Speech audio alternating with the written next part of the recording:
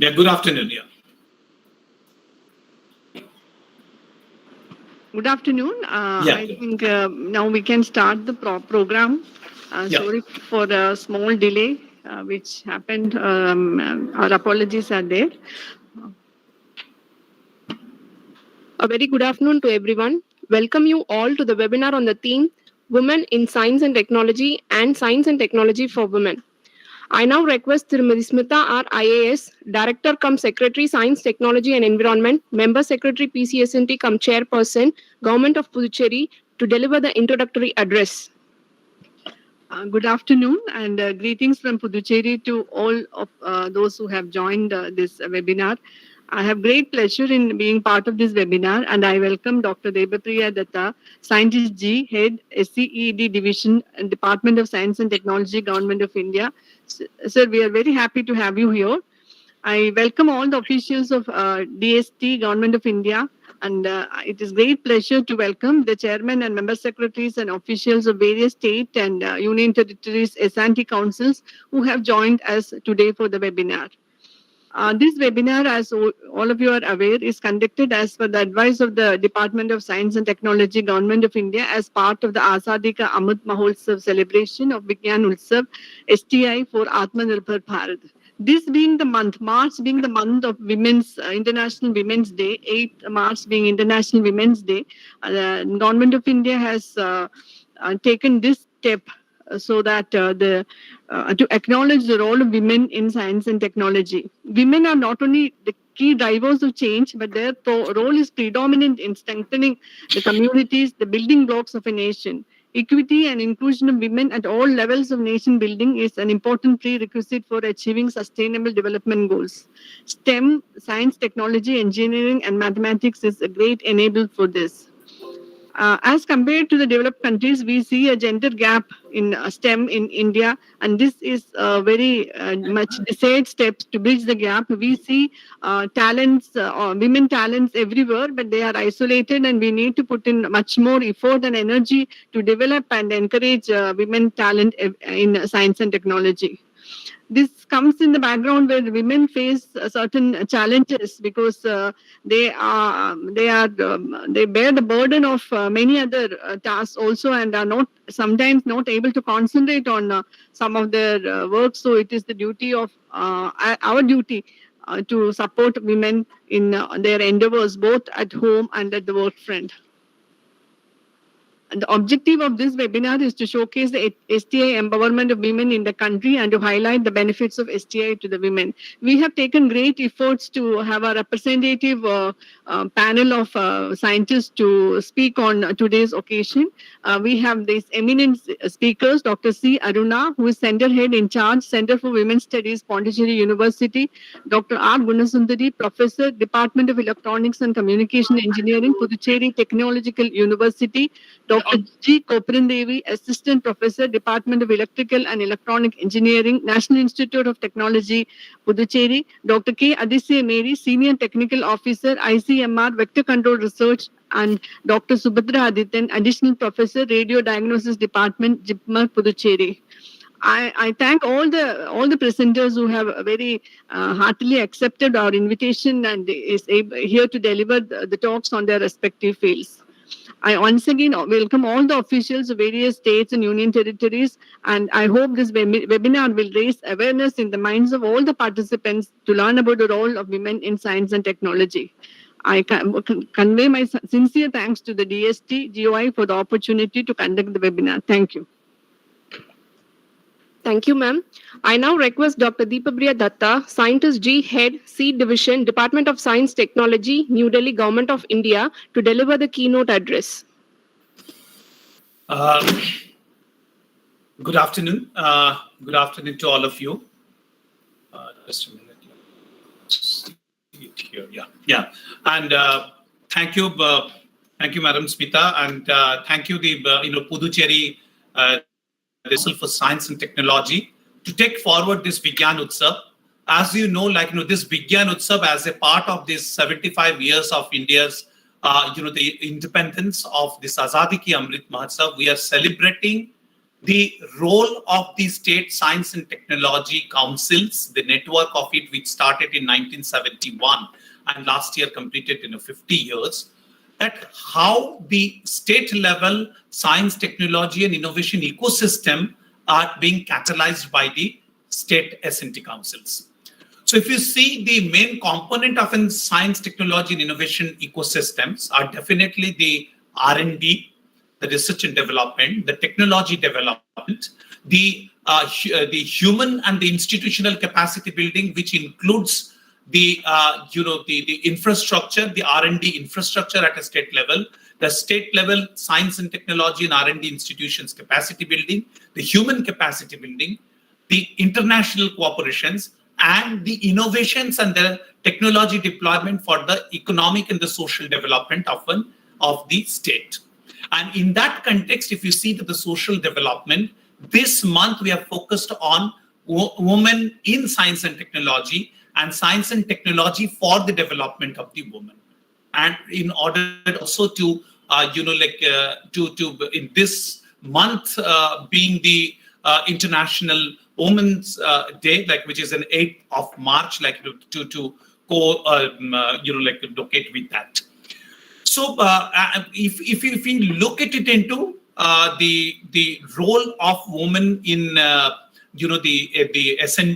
not only the S&T but in the nation building itself, like in India has in the society, always woman has been considered as the the main architect of the society, as a the mother, as a the homemaker, and now also in the the professional the field, that the women are equally taking the responsibility with the male. Though the girls' participations in the education is quite high. If you see in India, 40% of the undergraduates in the science and engineering are the girls, and even the PhD 25 to 30% are women. But when it comes to the participations in the mainstream, the science, technology, and the engineering, it's only 14%. So there is and this is basically the main systemic in the issue, that how the women's participations in the total the science and technology enterprise development in the country. Though the Indian constitutions has they granted equality to the women and also empowered the states to adopt the measures of positive discriminations, these are the issues basically which plague the women's participations in the science and technology enterprise development in the country. Understanding that, the Department of Science and Technology of Government has initiated many of the programs for the benefiting the women in S&T, how we have dedicated the divisions called Wise Kiran, which is Women in Science and Engineering, for for them an umbrella scheme. So there are 3 schemes called WAS A, Woman Scientist A, Woman Scientist B, and the Woman Scientist C. A is for basically the women who have the career break due to the family reasons or for other reasons, can come back into the research in the basic the science field. B is for the societal science, and WAS C is for the self-employment, by training the woman into the intellectual property domain. So they, as a result, we have more than 400 now that the intellectual the property managers are there across the states. For attracting the girls, there is a program called Vigyan Jyoti for encouraging the girls into the science, technology, engineering, mathematics in their education and early career. We have started a program on gender advancement for transforming institutions, a Govt program to sensitize and transform institutions for gender-sensitive approach for diverse and enabling the STI ecosystem. Then recently we have started for women the industrial research fellowships, senior women scientist fellowships, and the overseas fellowships. The industrial research fellowships will provide opportunity for women to work in industry, as they usually prefer to work in research labs and academic institutions. Women are achieving, though, in great heights in science and technology. But this senior women scientist fellowship will provide a 5 years project will be given to women scientists along with the fellowships up to the 60 years. Also, we want to give more exposure to the young women by working in this field, and that's why we started a new program called Overseas Fellowships for the Women. With this program, they can work in good laboratories for their research work in foreign nations for 3 to 6 months. And also, the young faculty, the research scholars, they will be benefited out of that. Now, understanding, the role of science and technology for improving the life and livelihood of the woman, we have a program called improving all the components of the life cycle, the unique problem of the woman.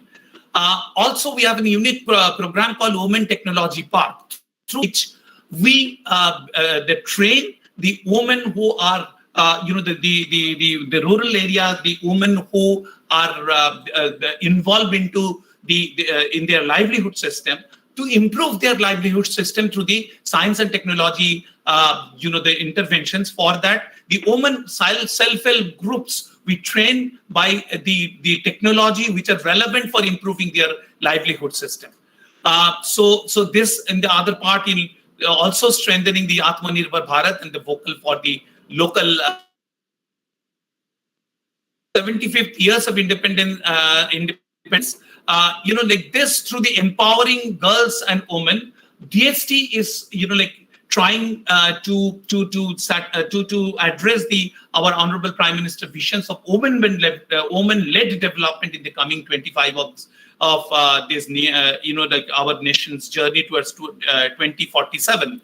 And what I request, the state councils and the state the UT administrations like in Puducherry, that to please look and the equality of the women for the future sustainable development, which is the main focal theme of this year's International Women Day. So that the participations of women in developing the science and technology enterprise in the state and in terms in the nations, we can strengthen through the science, the state S&T councils networks activity. In that way, you can look at it into within the states, there are many, the good institutions by utilizing the intrastate capacity and also the interstate capacity. So with this, I wish and I welcome all the speakers who have kindly, they agreed to share their experience, and also all the participants in this today's Vigyan Utsav, so that we not only make this program, the success, but we really create the building blocks of a vibrant science technology ecosystem at the UT level, at the Puducherry level. So I wish you all the best wishes for these programs, and we expect that out of this program we will come out with the UT specific strategy for involvement of women in science and technology for the women development to strengthen science, technology, and innovation ecosystems at the UT level. Thank you. Namaskar. Jai Hind. Thank you, sir. Now we'll move on to the presentation and talks by the resource person. I would like to introduce our first resource person, Dr. C. Aruna, Center Head in Charge, Center for Women's Studies, Puducherry University, who is going to deliver a talk on science, technology, and innovation for the empowerment of women. Dr. Aruna has got 19 years of experience in teaching and research in the field of gender studies, social gerontology, and social network. She is a core member of UGC-sponsored innovative course on sustainable development, Puducherry University, member as Executive Council, Academic Council, and Court in the university administrative bodies, multidisciplinary expert group constituted by Government of Puducherry, expert member for Gender Sensitization Program for the National Commission for Women, New Delhi. I give the platform to you, ma'am.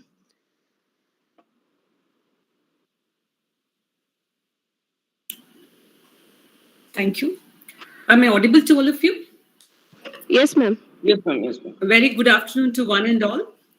I also deem it my privilege and pride to be part of this program, because I see this is one of the most important programs and also an empowering program. So therefore, I really feel good being part of it, and I am happy to be amidst the practically, amidst the persons who are involved in the practical dissemination.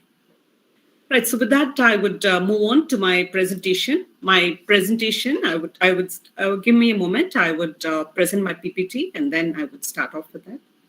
Is my PPT visible? Yes, ma'am, it is visible. Yes, ma'am, visible. Yeah.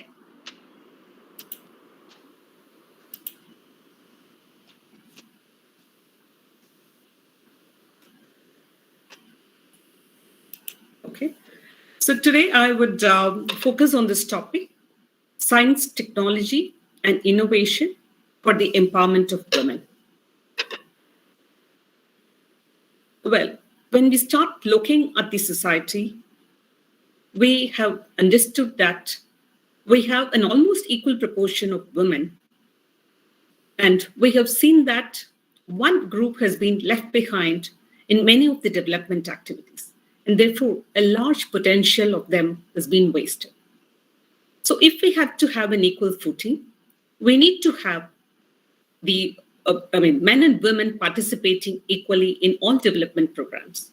And the heart of that is gender equality and women's empowerment. Over the years, we have definitely seen important changes, especially in terms of the health of the women, participation in education, as well as in labor force participation. But despite this, we see that there are significant gender gaps with regard to health, the same aspects with regard to health, education, labor market, political representation, etc. The reason why I tell is that we see that we have an improved life expectancy of women, but are we having a quality life expectancy? Also, we have seen that there is a greater enrollment of women, but are we seeing this enrollment getting into a higher education and also get better participation in the labor force participation? We see that there are serious gaps there. This apart, we have seen that there is an increase of women in the labor force participation.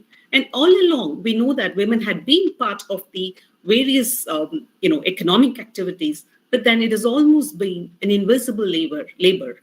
And we have also seen that women have been, of late has been part of the various political representations, but then the number is minuscule. So therefore, all this kind of keeps us thinking, and we are also trying to see if we can really close this gender gap, because true gender equality can be achieved only by closing this gender gap. And when we have to do this, we need to see how are we going to do it. What are the various tools that are available with us to change it? And in this regard, there is this important strategy where we talk of, or this concept of empowerment. And we know that this empowerment is a key word and key in the buzzword these days. And this empowerment process is a multidimensional process. And we know that this empowerment is an end in itself. There are various tools to really proceed with this empowerment. And I see that one of that is the science and technology as well. Well, when we talk of empowerment, we know that there are serious gender gaps. And because of that, there are serious disadvantages, both at the individual level, as well as at the community level, and also with the nation building. So we see that women have been part of various development activities as women in development, which has later been changed into gender in development. So the process has been on for quite some time, but we are moving towards, or we are focused on how do women gain greater control over their resources? How do we ensure that they have greater control over the resources, specifically in terms of knowledge, information, financial resources, etc., and many more? And how does that influence them in their decision making at home or outside? And mainly, this is related to the decision making of their own lives. So we know that they are curtailed in many ways, and that is a different arena by itself. We see that how there is this limping happening.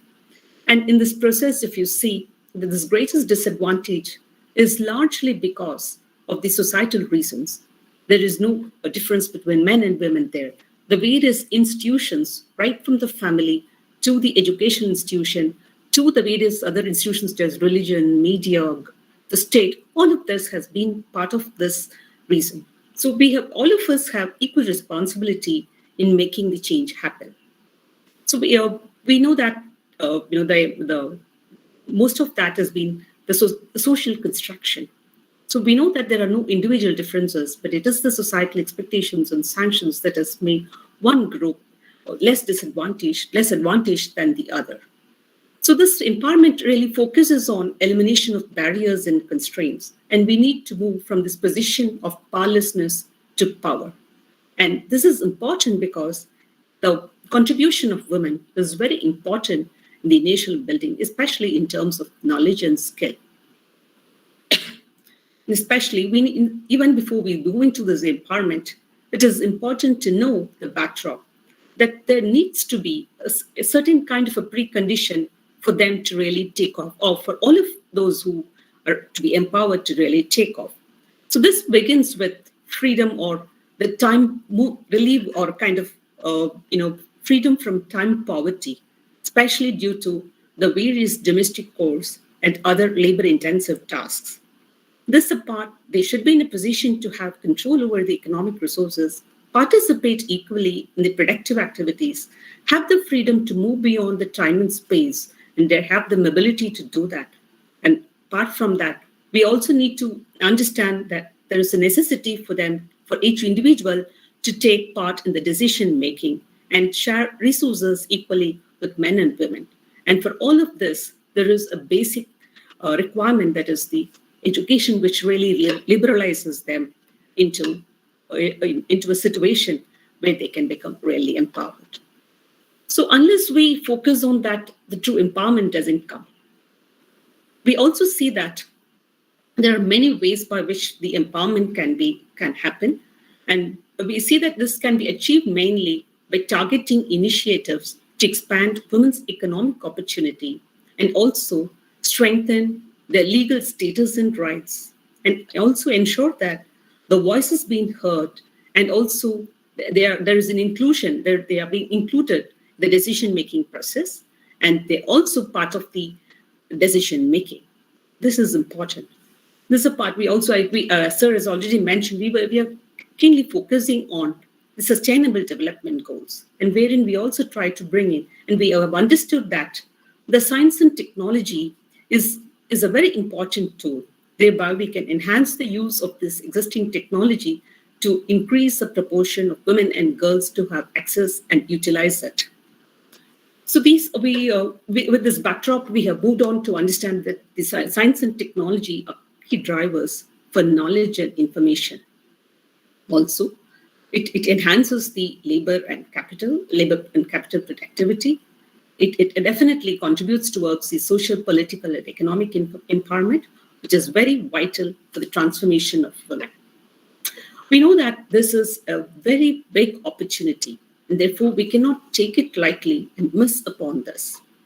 It has taken so long a time for us to arrive at this situation. We're very happy with many of the achievements or the progress that we have made, especially if you've seen that the control of morbidity and mortality, all that is important and happy to be cherished. But then there's still a long way to go to really have an equal footing. Well, when we start looking at this, how can science, technology, and innovations can empower women?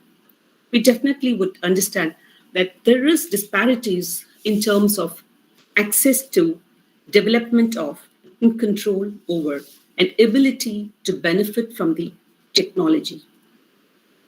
Yes, there are limitations access. There are limitations in women being part of the development, limitations in control over, just who can control over it at home or outside, and also the ability to benefit from the technology. So we understand if we have to really move into those details, what kind of constraints come in the access. We understand this, as already mentioned, girls' participation in STEM, science, technology, engineering, and mathematics is important because we see that there is very less proportion of women in these fields. If they are into these fields, automatically much of what we discuss would be in action. Well, we are happy that there is higher enrollment of women, but then there are selected pathways once they enter into the education stream. And we understand that the socialization of the girls and also the expectations from the society put them into certain stereotypes. And it's very difficult for the girls to individually to break up from the stereotypes and have a critical mass to bring about a change. So therefore, it is everybody's responsibility to ensure that there is an equal participation, for which we understand that the education system can play a very important role, and also the marketplace can provide that space. We also see that there are differences in terms of the access to certain technologies. So especially with regard to the information technologies, especially whether it may be mobile or whether it may be internet, we see that there is a big difference, and this was more visible during the COVID times, where the girl children were not able to use or have access to the mobiles, and they did spend a lot of time idly, and the dropout rate was also quite high because of that. This is a part we see that most of the technology that's being developed, I think there is a lacuna there wherein we start giving importance to many other products of excellence rather than focusing on the everyday needs. Women do engage in various labor-intensive tasks, whether it may be at home or maybe in the agricultural activities or probably elsewhere in the on the entrepreneurship. But then we see that the technology production is by itself not catering to that. We also see that many of the products do not take consideration of the local or the cultural requirements when they do develop that. Apart from that, we also see that there is a limitation in overlooking the physiological requirements. Probably the women are not part of the the experimental group or the research team where the products are being developed. Definitely, this can, if one can consider all of this, probably we would have much more women have access to these technologies. So we know because of these, there is there's a triple gap that exists. One, we see that there is a gender gap, there is a communication gap, there is also a knowledge gap, which is creating the divide more and more wider. We also, so therefore, it is important that all the production or the technology should focus on providing access to women, and most importantly, we need to focus on their everyday lives and their requirements, and also make it more cost effective, and also consider the needs of women when they are in the process of production. We know that their engagement with these technologies can go a long way in the utilization and changing the situation, wherein we can see that it liberates them from much of the time that they engage in the mundane works and to participate actively in the the economic in the direct economic activities. So it's important that we need to provide technology to enable them to participate in the economic activities. Not only that, we see that the women who are entrepreneurs do not engage so much of technology as that of men, probably because there is no awareness regarding that.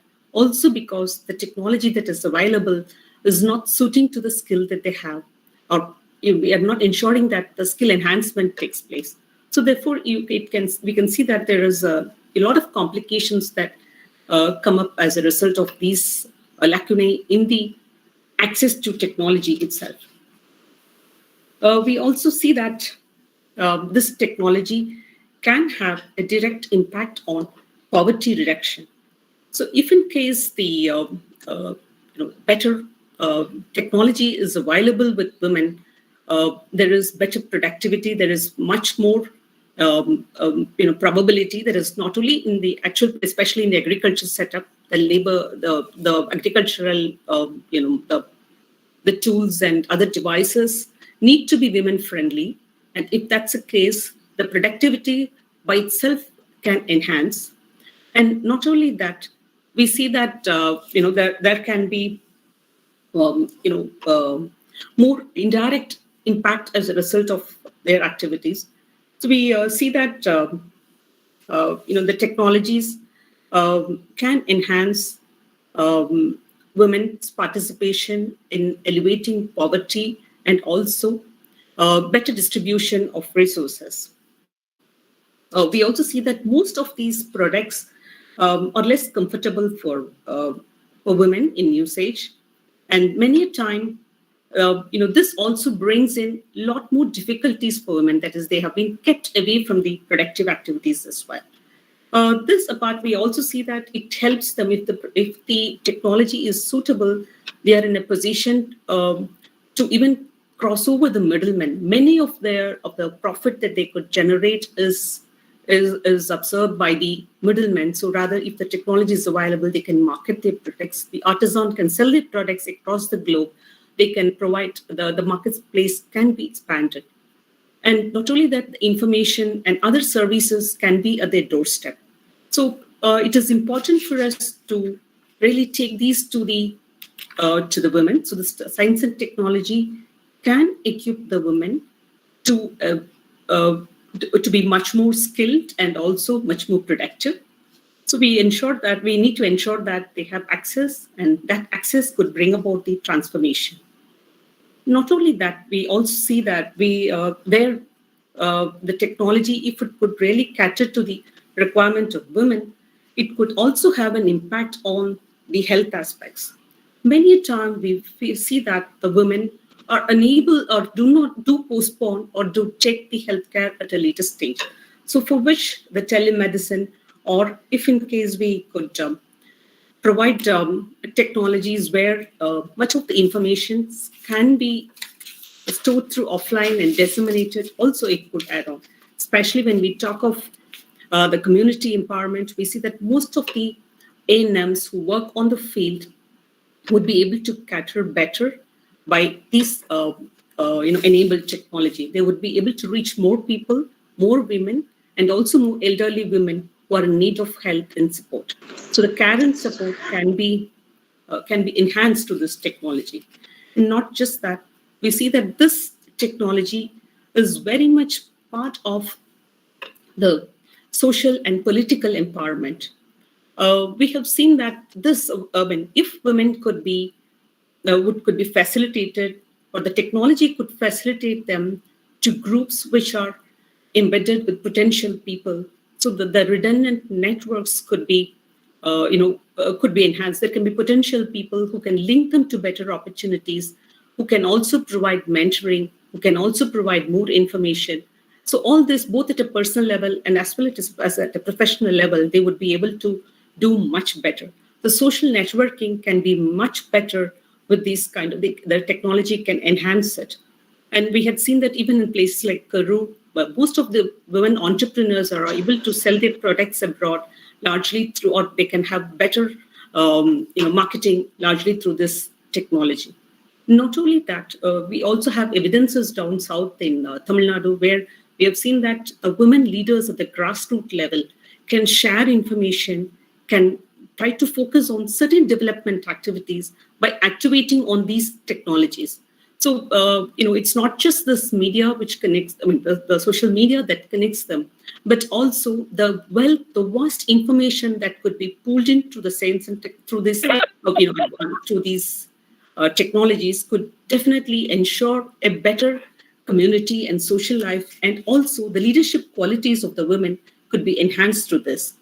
So these are some of the priorities that we need to really focus on. And also when we are looking at the production of the science and technology, it's important to understand there should be a gender perspective when they work on it, especially whether it may be the testing of medicines, or maybe testing, or even if it is kind of, probably a vehicle where they would assess the problems. So, accidents in terms of accident, what kind of impact would it have? Probably, I think many a time we miss out on the women, assuming that they are not the major participants there. So it's important that there should be a gender-sensitive analysis in whatever we do. Not only that, we, so these are the base. But apart from that, we are very well aware that women do benefit a lot through the science and technology. And therefore, even if they have not been enrolled in the STEM, where there is this leaky pipeline where we see that there is, kind of lowering in terms of the, the groups that they take, or probably once into workforce or after workforce, staying on in the workforce, or even climbing up the ladder, all that has been a problem. But that is on one side. But on the other side, we also need to ensure that the science and technology can be taken to them at different levels through the informal education. So it need not be only the formal education, but then the other forms of educations are also equally important, because we see that in the study that I had done on widows, I understood that the main issue, the problem was they do not get to know the information. They do not know the everyday status with regard to the marketing or to the requirements of their everyday needs. So these could be addressed. So if they have become more more efficient in handling these technologies, much of the problems could be solved. Also, even when we talk of the safety devices or the apps that we have developed, many times it becomes redundant because we are unable to use them. The women are not in the position to use many of these technologies. So unless and until an awareness is created, unless and until the skill reaches for the individual to really work upon it, it really doesn't help. We have also seen that there have been important transformations for use of this technology. Oxfam, at Calcutta, had tried to use the apps wherein the women agriculturists had really used this technology to know the know-abouts of a particular cropping pattern or the problems that are encountered during the cropping. All of that has been addressed through a one-stop package. So I'm sure if the technology can look into all of this, we would have, a better, situation. Not only that, we have seen that if you can really integrate the data with the technology, the on-ground field, the on-ground data from the social sciences with the specialists at the other end in the science and technology development, it could really bring about a lot more changes, which could actually be useful. This apart, we also find that it's not just simple science and technology or the access alone is important, but then the availability of electricity, transport, security, all of that is equally important for the use of these science and technology. Excuse me, ma'am. Yes. Ma'am, it is getting late little, but the other persons are also waiting, ma'am. Yes. I'll try to wind up.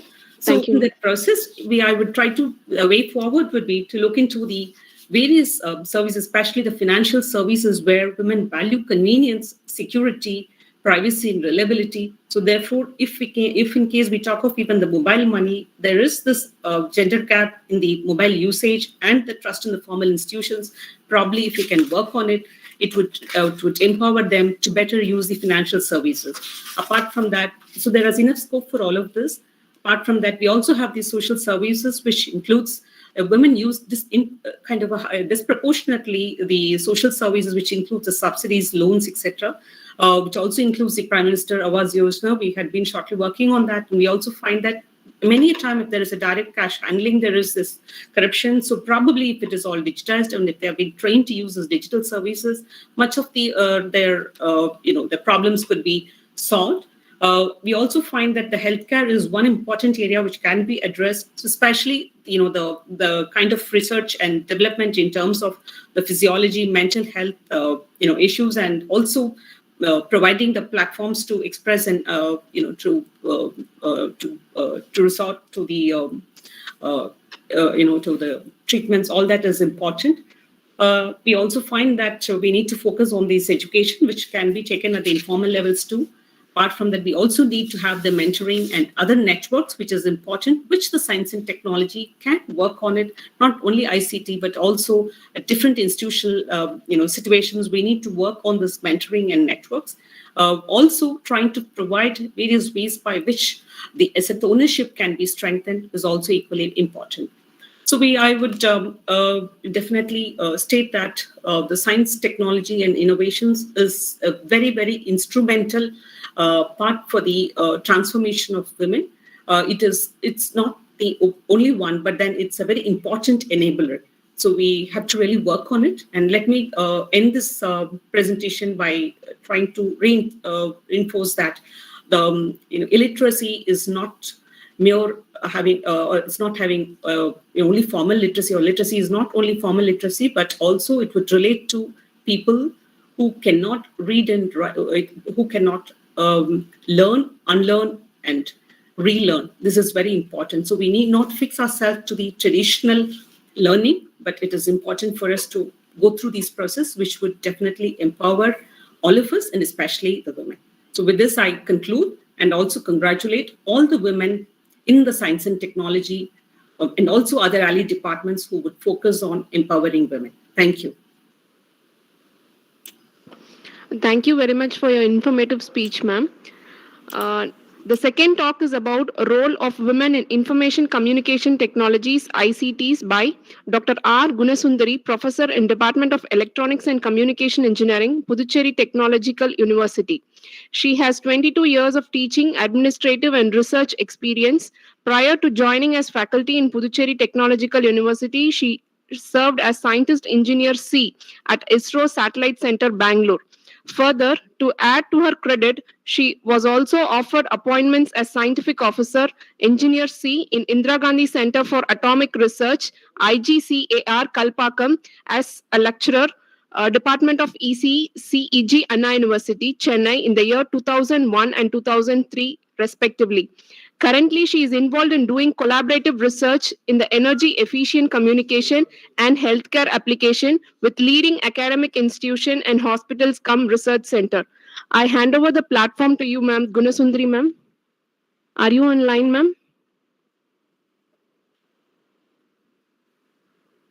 Yeah, thank you.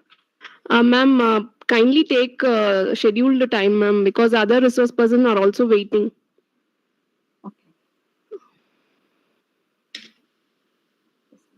Is it audible, ma'am?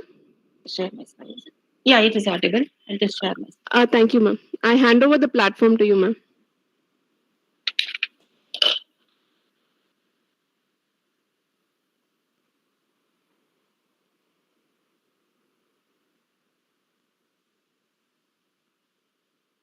Is it visible? Is my slides are visible? Yes, ma'am. We are completely visible.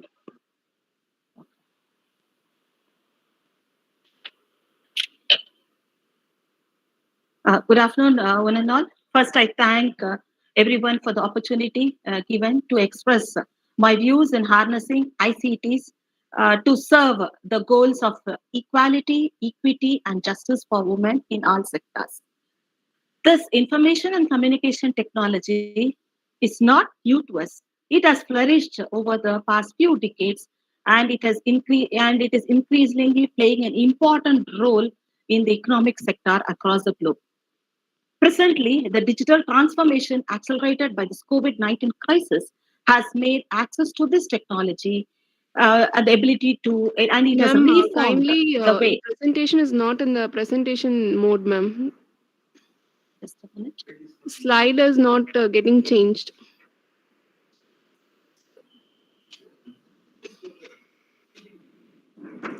You have shared the screen, ma'am, but the presentation is not. It is not opening on the full slide is not getting opened.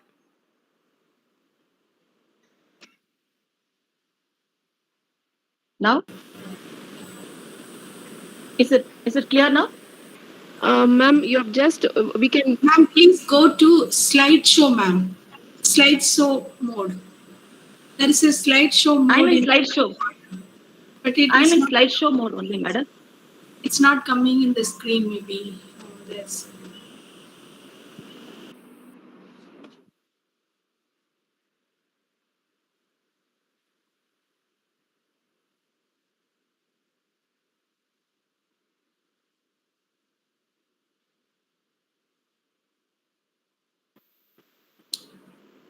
Ma'am, if you can share your entire screen, maybe it is possible, entire window. Now, can you see the slides?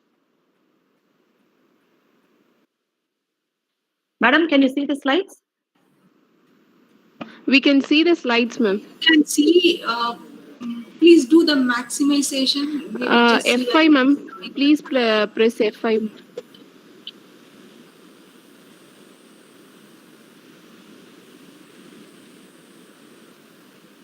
Now?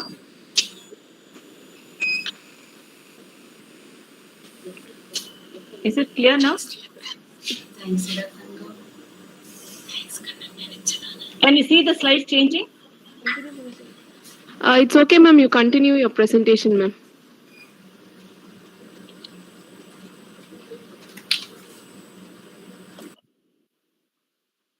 So ICT is information is a key to democracy. So with the advent of ICT, it has become easier for a common man to access the global information. The evolution of new forms of technologies and its imaginative forms of applications have changed the lives of people in a better and comfortable in the ways as we liked and we wanted. In technical terms, ICT sector includes manufacturing and services related to computing, telecommunications, and the required machineries in the related field. In short, it is I can define ICT as connecting and communicating with each other in any form, in any mode, and at any time. Thanks to the technology, now it is easier to go to work and perform our household chores also along with our official platform. So, what will be the impact of ICT? How does it impact the quality of life? ICT, as I've told you, this ICT has brought new ways of creating livelihoods of the people.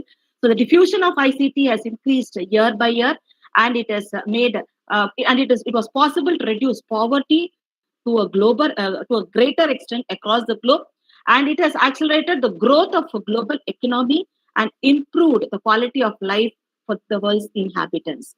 It has also influenced various fields in today's society, such as transportation, education, and medicine. Impact of ICT in empowering the society, as my earlier speaker has given more information on that. So just to summarize, reducing information and the transaction cost, creating new collaborative models to increase the efficiency of the workers, promoting innovation, improving education, and rising the economy through digital trade. And regarding the influence of ICT over the culture, in principle, it has got a number of benefits, and it has made it possible to carry out the cultural practices.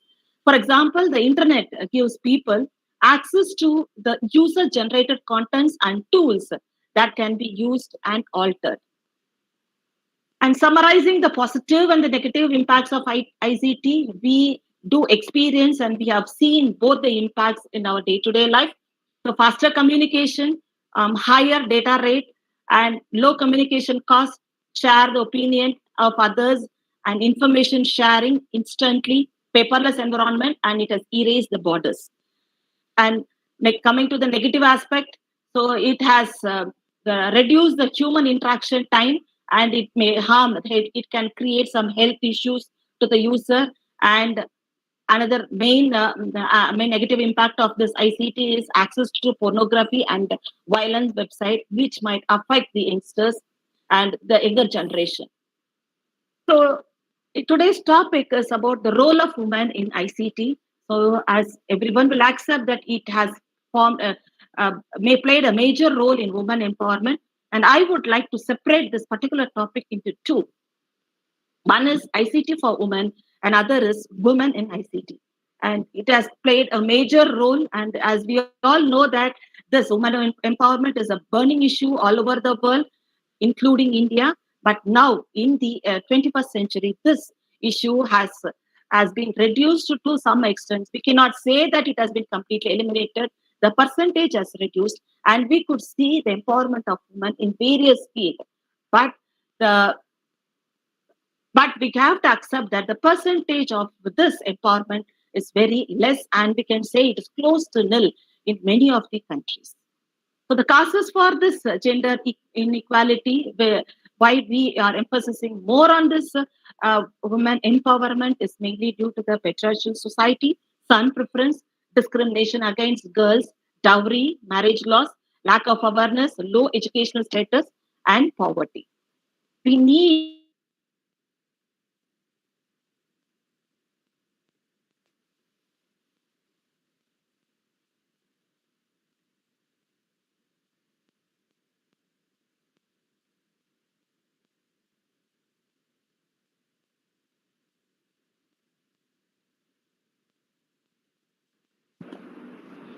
Gunasundari ma'am, I think your internet connection is down, ma'am.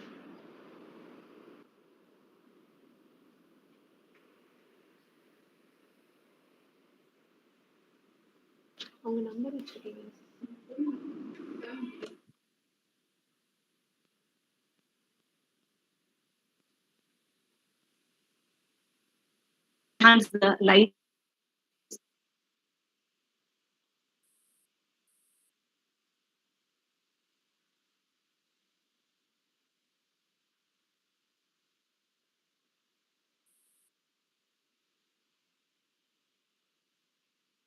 The technology, the ICT technology has made them to be literate, dynamic, multitasking. Gunasundari ma'am, you have stopped sharing your screen, ma'am. I haven't done anything. Just a minute. Yes, ma'am.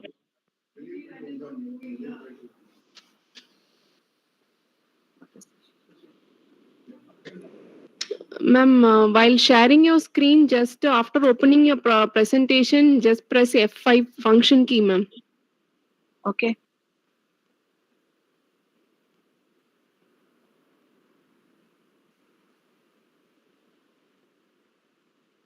Is it clear now? Is it No, visible? yes. Now it is okay. Now it is visible. Now it is visible. Okay. So ICT, as I said before, it leads to the women of the 21st century. So it makes them literate, dynamic, multitasking, creative, adaptive, good communication skills and collaborative tasks, media savvy, lifelong learner, and it has a multimodal learning style.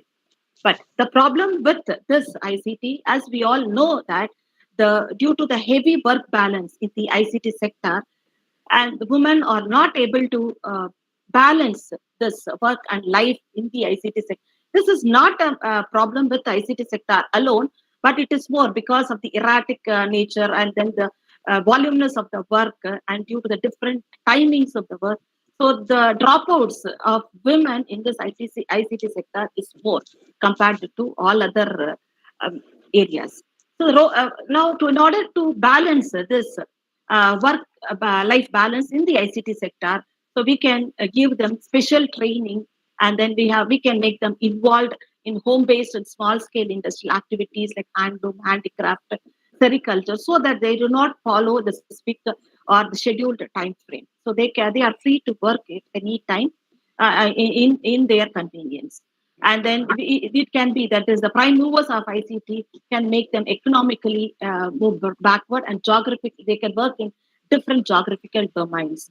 And also, like by making this work-life balance, we can able to capture a large proportion of jobs in ICT, the enabled services, because there is the worldwide there is a shortage of skills to work in this particular sector. And new ICT jobs, especially for women, that can be done to balance their normal life, their normal routine life along with the work. So, like industries can, certain industries can give them additional incentives or extra time to work, or the daycare that is carry for their children and other facilities in their offices, and they can provide lot of job opportunities in processing, banking, insurance, printing, and publishing. And also now the new culture of work, that is work at home, can be extended to all the females. And the role of government and the NGOs in this particular ICT sector is repacking the Internet Act's information and combining the Internet technology with the traditional or the most established tools like radio, television, and the print media, facilitating the web production and the use of ICT resources in different Indian languages, so that with catering to this Indian languages, they can reach to all sectors of the globe. Right? This is a very important one, and even AICT is also taking a lot of initiatives to work with these Indian languages. The government policies to ensure that women are brought to the mainstream through ICT programs, through access technologies, and they are relevant and useful to women. Institution of scholarships and awards with incentives to promote enrollment of girls and women in ICT programs, continuing training programs and awareness workshops to use the potential of ICT throughout the country. So I was discussing about empowering women, but it should not, we should not only talk about empowering women. It is actually like we have to start from the base, from the root. That is, we have to empower the girls. So getting root of the problem is from birth or in the primary school level itself, there is the discrimination of the boys and the girls starts. Boys are usually channeled into explanatory interest and technologies, while girls are usually encouraged to explore their communication skills. So the categorization by the media of the occupational culture and the type of people who work there, although with the odds of reality, tend to appeal more to the boys. So this particular problem, which is arising in the early urges of a girl, that should be eliminated. So girls should come out of concentrating on the spotlight unique features, freckles like hair color, body build, skin tone, and they should realize that only the good character, kindness, and compassion is what that counts finally. And they should also learn the confidence, and they should not impose expectations, recognize abilities and skills, and offer encouragement and support, and also they should learn from their failed attempts. So this is very important, that we should ensure that it is done at the primary level itself. So confident little girls grow up to be a confident woman. So confident women are secure, confident women are leaders, confident women are empowered. So with this, so there are a lot of choices. Why? But the reason why the girls should opt for the ICT sector is 50% of the women in the IT sector, they have reported that the gender has no impact on their career. And 46% of the women surveyed that the gender equity is improved by teams working remotely. So with this survey, there are also other reasons why the girls should opt for the ICT sector. That is, it is open to creativity, innovation, entirely new ways of working and interacting and learning. Women are often more adept and patient to untangling complex problems, multitasking, and see the possibilities in the new solutions. So, winning team support for collaborative action. As we move towards ICT based knowledge society, the rise of applications, the explosion in telemedicine, remote learning systems, research and development make the ICT industries more exciting choice for any young person that they can make. With excellent employment opportunities and very good remuneration, a career technology represents an excellent choice for girls. So these are some of the occupations, as we all know, which are available in the ICT sectors, and most of these jobs are occupied by men in the society, and the percentage of women in these sectors is less. But compared to the earlier century, now that is after COVID or in this 2020, the numbers have increased. And international initiatives have also been done to motivate or to educate the girls in this ICT sector. So this they have to inspire, and they have to be aware of such programs and such careers, and they have to prepare themselves in the early childhood. So girlsinstinct.org is an international initiative. So this was catering to the girls at the age of 11 to 25 to prepare and to pursue careers in technology, and provide them useful resources in such links to scholarship, internship, ICT contents, awards, tech camps, and so on. And recently, the European Commission has launched the science. It is a girl thing. So this can be regarded as an example for the educational approach in this aspect. and April 4th Thursday of April from 2020. So it is celebrated as Girls in ICT Day.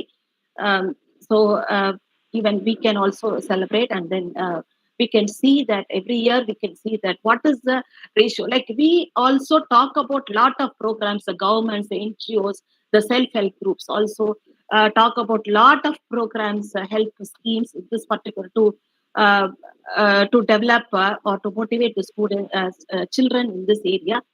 But there is no record. Even I have seen a record in 2006, like a village in Emblem has developed a knowledge village center in Emblem. But after that, what the progress of that is not reported in any of the literature. So monitoring the progress and then helping to make it sustain, that is a very big challenge in today's scenario. So what are the other barriers and misconceptions in this? That is the first step in the obstacles for this woman's perspective. It is mainly that why do the girls usually pursue the scientific courses, and why do women drop out of this ICT courses? So why the women drop out of ICT courses is already it has been mentioned by the other speaker, that the leaky pipeline, that the four important factors for this leaky pipeline is the poor work-life balance, organizational constraints, male-dominated environment, and mainly the lack of role models. The situation is there is a shortage of women in leadership positions in ICT sector is a problem for maintaining in the ICT careers. But this is not the trend now. Slowly, the percentage has started increasing. And there are also some of the best practices that has to be followed by both the schools and the ICT companies to encourage the girls to pursue the academic and technological courses related to ICT sectors, and encouraging the girls to, especially the girls, to choose the ICT sectors. So some of the best practices in education are like you can organize camps, awards, and other competitions aimed at breaking the stereotypes and spurring interest in the sector, and then portray the successful women working in ICT. And then the teachers and the parents, I like to inform them on the possible careers in ICT sector. And we can organize meetings and school visits from the companies. And then the successful persons can deliver a talk. And then if they visualize those successful women in ICT, so it will be like a sort of mentoring process. And also we can organize programs with the older, that is the aged employees, retired employees in this particular sector, so that they can easily give them the pathways to possess this particular career. And then we can organize career days to target the female Excuse me, ma'am. students. Sorry for the intervention, ma'am. It is actually getting late. Kindly make it fast, ma'am. Okay, thank you. And then we can introduce financial programs and mentoring programs in this particular area. And then some of the best practices in employments is we can give special emphasis and attention in recruitment, career development, and work-life balance. So the road to progress is very clear, and there are also initiatives taken by the government. The only thing is to ensure that whether it reaches the right people at the right time. That is what. So it is our hope to encourage the awareness of women in participation and IT, and we can see that it is progressing. And now in 2021, we are talking about this role of ICT, and from the literature has reported that from 1940s in the World War, people have been involved in this technical area in the field of IT and communication. That is information and communication technology. And these are some of the women who has changed the world. So around 10 ladies, that is Ada Lovelace, Grace Hopper, and I've given the pictures of them. And then Hedy Lamarr and Annie Lace. And Mary Wilkes and Goldberg, Perlman, Catherine, and I've also given some of the achievements of them. So the ICT, what we talk, the internet, what we use today, the yellow pages, the white pages, are all the contribution of these people are more, particularly this Elizabeth. So she was the first person to publish the directories. So this we call it as a prehistoric Google. the information center. We live in the age of information. So she was the first person to create all this information and then put it into the original search engine in the year 1989. And we celebrate this Ada Lovelace Day in October 13. So in order to highlight the international celebration of the outstanding achievements of women in STEM. So this was launched in 2009. And as I informed, the scenario is different now. So we have about 21% of leadership positions in technology and only 14% in software engineering position. But again, the ratio of men to women is astonishingly less when compared to the women. But the progress is slightly increasing over the past 5 years. And we can see these are the 11 women CEOs in big technology across the globe. And we should be proud to say that among this 10, 3 of these women, Indian CEOs, they're of Indian origin. So they are Vimyos Anjali Sood, Flex Revati Advanti, and Arista Networks Jayashree Ulal. So these all these 3 ladies were Indian origin CEOs, and these are the top Indian women in technology. So these ladies, they prove that women can achieve in this field, and they are the pioneers in this particular area. So conclusion is, are we doing enough? So it is good that the number is increasing, and we have also reports on that. So we are doing enough in this particular area? The fact is no. So a lot more we have to work in this field.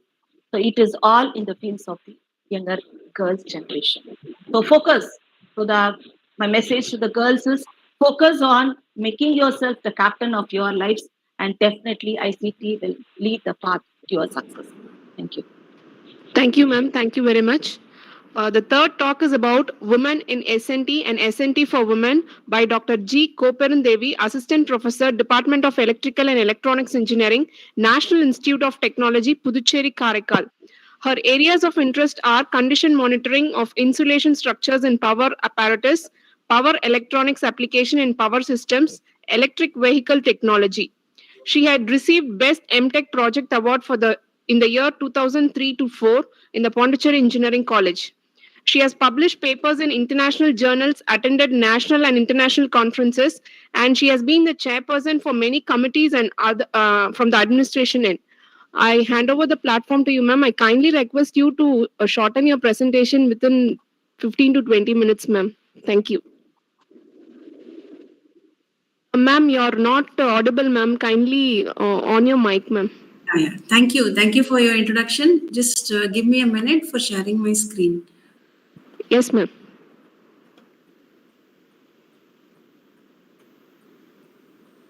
Is my screen visible? Yes, ma'am. yes. Yes, ma'am. Yes. Yeah. Thank you. So, good evening, one and all present here. I would like to first thank the organizers of this State Science and Technology program, and especially the Department of Technology and Environment, Puducherry, for giving me an opportunity to be a part of your celebration of Vigyan Utsav. So, my today's topic would be Women in Science and Technology and Science and Technology for Women. So, gender equality have been one of the most debated topics even today in the 21st centuries, and women deserve equal rights and opportunities as men. Yet, there have been many challenges that women has to face regularly. Contribution of women in any field has been as good as men, but somehow their contributions are not much talked, and they have been forgotten with time. And this is true even in the field of science and technology. So when you look at the history, we have heard about Adam's algorithm, and we didn't know that she is the woman who is the first known computer programmer, and her name is Ada Lovelace, and she lived in England, where she worked as a mathematician and writer. She is famous for working on the analytical engine. And this is Grace Hooper, who was born in December 1906. She is an American computer scientist and United States Navy Rear Admiral. She was a pioneer of computer programming. She won the Presidential Medal of Freedom, the National Medal of Technology and Innovation, and the IEEE Emmanuel Paris Award. She has invented one of the first compiler-related tools, and she was one of the first women in technology in history. So likewise, the queue goes. So we can keep on quoting many people from the science and technology field. So despite the world of science and technology historically remains a male domain, many pioneering women have made their mark into their predominantly male preserve. They have struggled against all odds to make their marks and registered remarkable success stories. However, this share in science and technology establishments remain in between only 1/6 to 1/5 of the total strength. So, but when you see the women representations at big tech companies, it's comparatively better. We could see for Amazon, the task force or the women employees are about 45% of the total task force, and about in that 45%, about 29% of them were in leadership jobs. For Facebook, the contribution of women employees is about 37%, and in Apple it is 34%, Google it is 33%, and in Microsoft it is 29%. See, overall in tech companies, the state of employees are comparatively better when compared to the science and technology field. And in Google, the ratio of the percentage of male is 69%, and for female, it is 31%. However, if you see, the whole tech world is still boys' club in many ways. Okay, so when we see the history with the advent of 19th century, the rate of vote movement and the right of vote movement and the rights of equal employment and education for women workforce was highlighted, and then the status of women was better. However, the data shows that the women are still in margin. The SS Bhatnagar Award, which is supposed to be the highest award in science, is one of the indicators as how women have been struggling to achieve what men have already achieved in large numbers. In that, only out of 16 out of 525, which is just 3.05%, are the Shanti Swarup Bhatnagar Award, which have been the women. Okay, so it is not only the Indian scenario, even in the world scenario, even throughout the world, it is the same condition. So if you see the women Nobel laureates, the percentage is only 2.94% in the field of science and technology. So the age-old concept of women being the intellectually weaker section is often purported by many psychological stereotypes, such as gender stereotypes and social stereotypes. In India, at the very early Vedic period, women were used to enjoy very prestigious status in science and education. For example, we can quote Gargi, who is referred to as the first women philosopher of the world. The trend of women's oppression in India started with the onset of the late Vedic period in 1000 to 600 BC, and it continued during the Mughal era and British rule, which improved after independence. While we know about the priceless contribution of great scientists like Sir C.V. Raman, Meghnad Saha, Dr. APJ Abdul Kalam, many of us are unaware of the contributions of Indian women in the field of science. So if we can the list will go to a very bigger one, whom we cannot quote everyone. So, but I give a few names.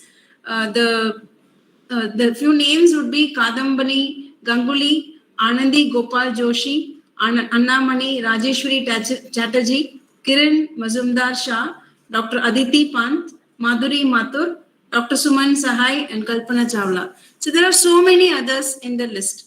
And if we take the recent list, I can quote Tessie Thomas, known as the Missile Women of India and the Director General of Aeronautical Systems, and the former Project Director of Agni 4 Missile in Defense Research and Development Organization. She is the first women scientist to head a missile project in India.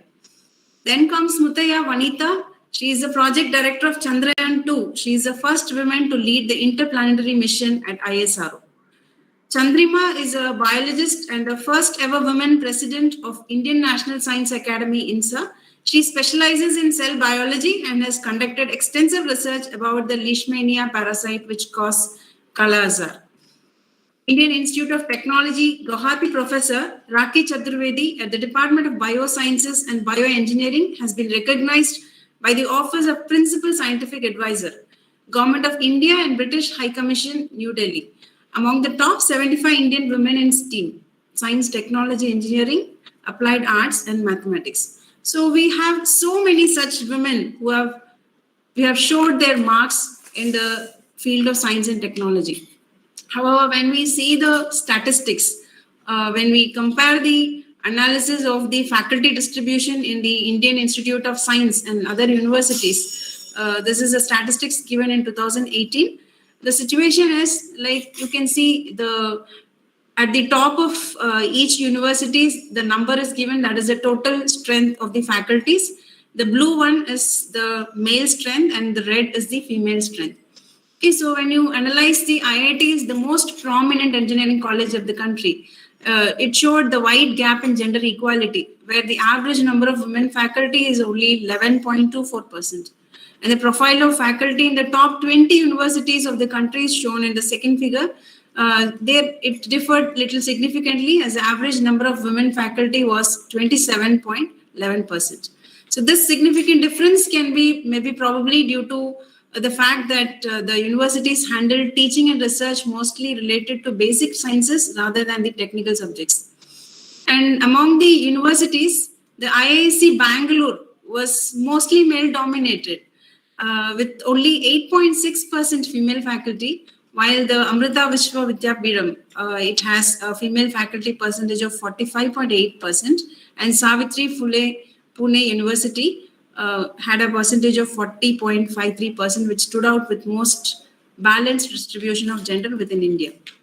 And among NITs, we can say the average of women faculty is 17.75%, and NIT Uttarakhand has the lowest among all, which is 6.67%, and NIT Manipur has the highest women faculty percentage, which is 29.41%. And when you see the research, when you compare the research institutes, the CSIR, they had 4,600 active scientists, of which only 18.48% were women. So it's very clear that irrespective of the year of establishment of the organization, eminence and geographical distribution, all research and teaching institutions in India show a similar pattern in employing women faculty and researchers. It's merely about 10 to 20% of the total strength, with very, very few exceptions. So the current scenario in world also, it's showing the similar case. So it is seen that the female authors have accounted for only 1/3 of all authors on published COVID-19 papers since January 2020, and only 30% of the world's researchers are women. While a growing number of women are enrolling in university, many opt out at the highest levels, which is required for the research career. Women hold only 20% of the technology jobs worldwide. With so many job opportunities, it is vital that women have access to tech career support and tech education. Only 26% of computing jobs are held by women, with this number which is declining. So this Indian National Science Academy has constituted a committee to investigate the issue of science careers for women and suggest measures to increase the women's participation in study and practices of science. It's a unique effort in trying to understand the reasons for the poor participation of women in science and technology and give recommendations to overcome this. The committee came up with a report in 2004, which was the first ever very comprehensive report on the status of women in science and technology. According to the report, the percentage of enrollment of women on universities and university level institutions and colleges in India increased 28.5% in 50 years, that is from 1951 to 2001, and is increased by just 6.8% in next 15 years, which is from 2001 to 16, which is a very minimal increase. Relatively, higher representation of women is seen in low status jobs like junior or ad hoc faculty, temporary research associates, postdoctoral fellows, etc. in science, which has been vacated by men due to the lower profitability, and there is a very low representation of women seen in senior and decision-making levels. The dominant opinion regarding this women dropping out of higher education in science or out of the career itself in science institutions is that it happens because of familial, social, and cultural hurdles. The IANs, the Indian Academy of Science and National Institute of Advanced Study, they combinedly produced a report in 2010. The IAN-NIAS study 2010 point towards systemic biases that operate at the organizational level within the science establishment themselves as a significant contributing factor. 35% of women enroll in science and applied disciplines in universities, but the number of women scientists is as low as 14.3%. When it comes to the contradiction between the family and the career, we see that the parents do not encourage higher studies in science to the women, to the girls, thinking that it would prove too taxing after their marriage. Since competition to remain and advance in science careers begin at the earliest stage soon after PhD, it is important for the women to establish themselves during their early 30s. That is a period that coincides for most of the Indian women with their marriage and family commitments.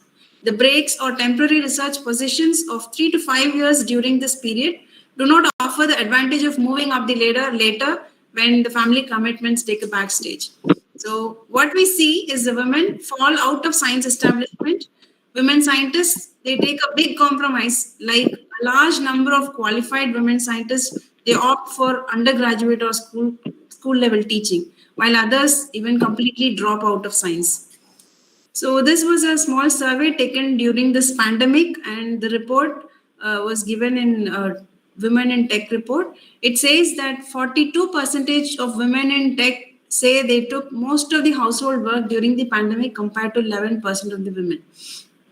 And when you compare the number of the women who outnumbered the business meetings, there were only 17% where women outnumbered men during this business meetings, and 11% had equal representation, and the rest of all were having only the very lower representation when compared to the male counterparts. Okay, and in the organizations, when it was surveyed, like, do they see gender bias as a barrier to getting a promotion? It was 39% of the women in tech people said that yes, there is a gender bias, and even 8% of the men told that there is a gender bias in getting a promotion. So this is a very pathetic scenario which needs to be addressed. So there are so many glass ceilings that blocks the rise of women in science and technology. Few of them are absence of job opportunities after completing research or higher education, and gender insensitive organizational practices like forcing women to do night works and refusing them adequate leave for childcare and care of elders, indiscriminate travel schedules, etc. also exist. There is also a kind of gender discrimination at workplace in the allocation of work, entrusting responsibilities, status and ranking, opportunities for travel, lectures and demonstrations, etc. And similarly in promotions and recognition of achievements also. Of course, there is nepotism and a very opaque selection process with gender biases exist. And there are other problems like sexual harassment in the science establishment, a low representation of women in senior and decision-making levels. So these all basically blocks the improvement of women in science and technology. So this can be very well explained with this leaky pipeline concept, which every other speakers were talking about. So the minimal number of women candidates pursuing a career in science, technology, engineering, and mathematics can be explained with a model called the leaky pipeline effect, where the leakage or the leaking happens at the primary school, secondary school, undergraduate, postgraduate, doctorate, postdoctoral, and faculty level positions. So here you can see during the primary school and secondary school level, mainly the dropout or the leakage is happening due to the illiteracy and poverty. And later in the college level, due to the branching in humanities, the girls reduce in number. And as it moves further, due to the marriage and childcare requirements, the number reduces in their MPhil and doctorate level. And due to the work environment, most of the people drop out from the postdoctorate level. And then due to the other glass ceilings, the number reaches a very meager value when it comes to the eminent scientist level. Okay, so it is, however, important to note that there is no conscious decision to filter out women in the system. However, the continuous loss of female workforce can be assumed to be a cumulative effect of several factors, including social responsibility, marriage, lack of recognition, poverty, etc. Okay, so what are the probable solutions? The solutions could be you can have inclusion of women role models, specifically from science and technology, in the popular media and scientific literature, particularly in school textbooks, which it can have a positive impact. Provision of on-campus housing, transportation, scholarships, comfortable workplace, creches, daycare, and elder care facilities can be included with the current infrastructure to support the existing women workforce. Evolve gender-neutral facilities and policies of flexible working hours in all science and technology organizations that allows one to manage multiple responsibilities. We can conduct departmental reviews to assess the climate for female faculty with faculty work-life balance, with stop tenure clock policies and on-site childcare. So increasing opportunities for networking and collaboration through increased number of travel grants, organizing workshops and conferences dedicated to facilitate this collaboration can improve the situation. So when this Women in Tech report showed, when it was asked what should the tech companies can do to support women in technology, it was suggested that they can offer equal maternity and paternity leaves, and they can conduct unconscious bias training, offer flexible scheduling or flexible location. They can provide mentorship opportunities and promote more women in leadership. So these are some possible solutions. And there are also the policy changes that can be recommended for improving the situation. So the policy on time-bound target recruiting system. So for instance, Impetus to Technology is a NGO group in Germany. It activates into 3 areas of expertise, which is digital integration, which focuses on equal access to changed lifestyles and labor markets, training, further education and careers, concentrating on the gender-oriented occasional and life planning and the transition from school to work, and higher education, science and research to intensify efforts to promote talented young women in relevant academic and research. The next is your great experiment. It's a program in Belgium. Through this, more than 40 interactive exhibits, visitors participate in an experiment to find out what women can do better than men and what men can do better than women. And other programs are Athena Swan Project, which is hosted by Royal Society of London. The aim of this project is to promote the careers of women in science and technology at all UK universities and research institutions, and to increase the number of women in high-level positions. And Advance, which is very popular in USA, it encourages institutions of higher education and the broader science, technology, engineering, and mathematics community, including professional societies and other STEM-related, not profitable organizations, to address various aspects of STEM academic culture and institutional structure that may differently affect women faculty and academic administrators. So there are various other initiatives internationally, like Norwegian University of Science and Technology, European Platform of Women Scientists, Netherlands Aspasia Program, G&D Rockefeller Fellowship Program, Borlaug Fellowship Programs, and many others are there. But when we come to the government initiatives in India for improving the science and technology status for women, there are many. The knowledge involvement in research advancement through nurturing, the Kiran scheme of DST, the Department of Science and Technology, had been instituted to encourage women scientists through various programs in the field of science and technology. And there is a program called Science and Technology for Women. This program is under Kiran, was initiated in 1981 to 82 with a mandate to promote gender equality and empower women at the grassroots levels, with inputs of science and technology through development, adaptation, adoption, transfer, demonstration, and replication of appropriate and successful technologies. Since its inception, more than 2,000 projects have been sponsored and more than 500 technologies have been developed through individual projects, coordinated programs, and women technology parts.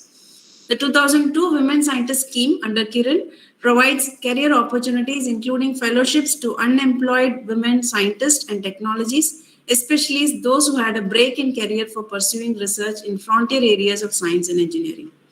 The Government of India has launched a scheme titled Serve Power for promoting opportunities for women in exploratory research. And under Curie program, only women universities are being supported for development of research infrastructure and creation of state-of-art research laboratories to enhance women's participation in science and technology domain. Indo-US Fellowship for Women in STEM encourages Indian women scientists and technologies to undertake international collaborative research in premier institutions in USA for the duration of 3 to 6 months. Recently launched Vigyan Jyoti scheme encourages girl students of class 9 to 12 to pursue education and career in science and technology, particularly in the areas where women are underrepresented. In INSA report 2004 was the first comprehensive report on the status of women in science and technology and the ways and means of promoting their role. The report was presented to the government in 2009 and that led to the formation of the Task Force for Women under DST. The British Council, in partnership with UK Science and Innovation Network and DST, organized a workshop on women in science, technology, engineering, and mathematics. In addition, Department of Biotechnology is also implementing biotechnology career advancement and reorientation programs to encourage women scientists in biotechnology research. The Department of Science and Technology under the Ministry of Science and Technology through an office memorandum dated 11th March 2016 notified the constitution of Standing Committee for Promoting Women in Science. There are several awards given by the Government of India and other science institutions to recognize and encourage women to expand their research horizon to higher levels. Few are Nari Shakti Puraskar by Ministry of Women and Child Development, National Women Bioscientist Award by Department of Biotechnology, Serve Women Excellence Award, Serve Department of DST, Women Transforming India, NITI Aayog, OWSD Elsevier Foundation Awards for Early Career Women Scientists in the Developing World, Elsevier Foundation, Mighty NASCOM Startup Entrepreneur Award, Ministry of Electronics and Information Technology, and National Awards for Women Development through Application of Science and Technology, Department of DST, Government of India. So these are the encouraging awards which are given for making or to encourage people who are in the field of science and technology and to motivate people who are in a hesitant position to whether to continue or not. So there are also on the event of Women's Day 2022, there are some more programs which was launched by the Union Minister of Science, State Science and Technology, Minister of State Earth Sciences, Minister of State PMO, Personal Public Grievances, Pensions, Atomic Energy and Department of Science, Dr. Jitendra Singh. He announced 3 main schemes in India for women empowerment in science and technology. The first is the Industrial Research Fellowship for Women, which will provide opportunity to young women researchers to work in the industry for short and long duration. The program will have 2 components like industrial relationship, 6 months internship in industry for girls who have submitted their PhD thesis, and industrial fellowship for 3 years, which is a fellowship to work in industry for women scientists who have PhD or MTech or MPharm or equal degrees. This new program will be one-time grant for the women scientists. Next program is the Senior Women Scientist Fellowship Program, which is proposed to provide dignity to senior women scientists who are performing well in research but are not in regular employment due to various circumstances. The program will cater senior women scientists in the age group of 45 to 60 years who have completed at least 2 independent research projects and have excellent track record. Under this program, 5 years... Sorry for the intervention, ma'am. Kindly finish it off fast. Yeah, I'll finish in few Thank you. slides. Under this program, 5 years project will be given to women scientists along with a fellowship and other research grant. The projects will be given in following 6 subjects like physical and mathematical science, chemical science, life sciences, earth and atmospheric sciences, engineering and technology, science and technology for society.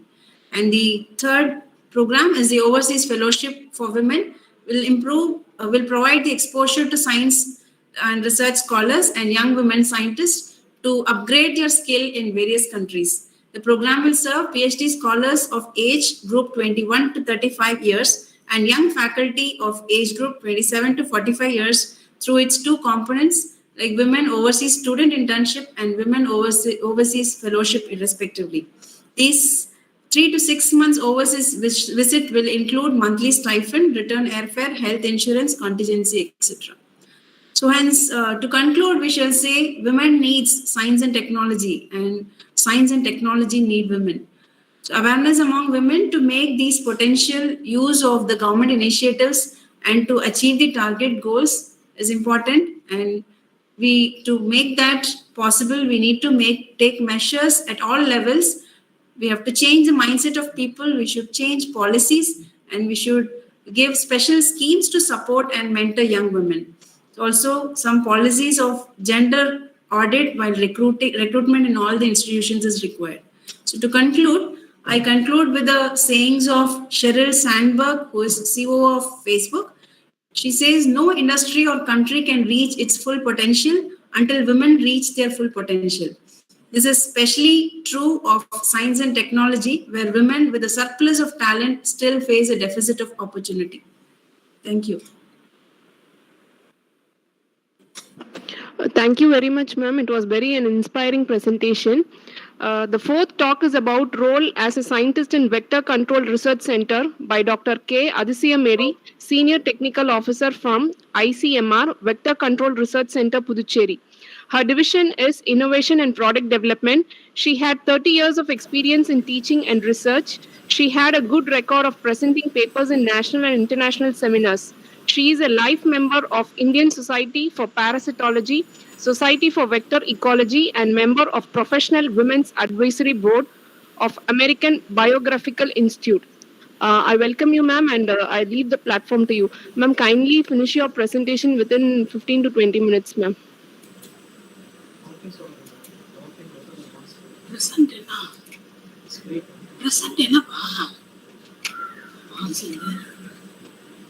Ma'am, you can also give a talk, ma'am, if you're not having any presentation. No, please, I have it. I will finish within the time required. Okay, ma'am. Yes. Is it visible?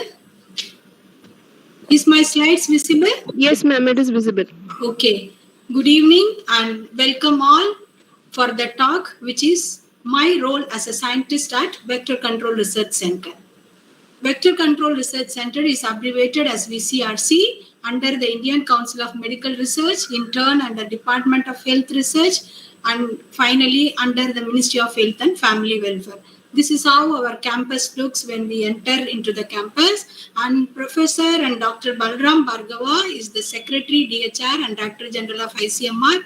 This is Dr. Ashwini Kumar, who is the Director of our institute.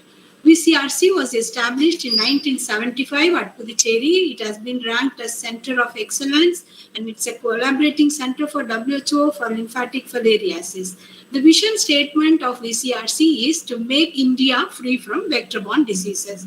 Just to say one line about what this vector means, any agent which transmits another living agent from one person to other person.